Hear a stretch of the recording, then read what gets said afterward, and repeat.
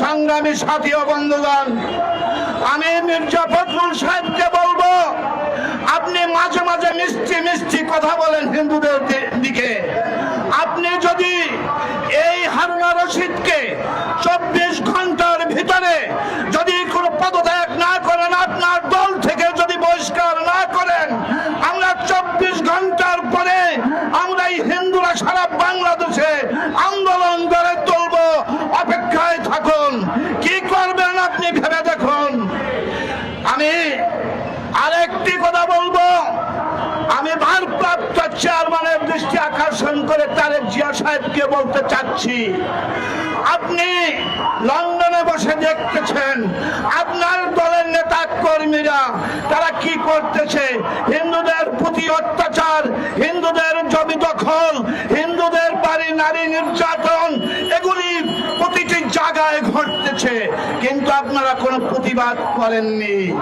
সংগ্রামী সাথী ও বন্ধুগণ, তারেক জিয়া সাহেব, আপনি হারুন আর রশিদকে আপনি 24 ঘন্টার মধ্যে আপনার দল থেকে বহিষ্কার করবেন।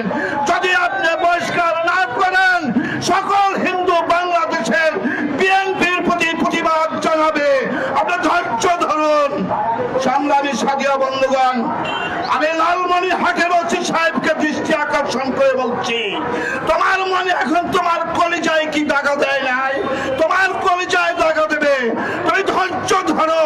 তুমি লালমনিরহাটের ওই ঝাড়ুরের মালিককে তুমি বিনা ভাবে তুমি তাকে কারাবদ্ধ করেছ।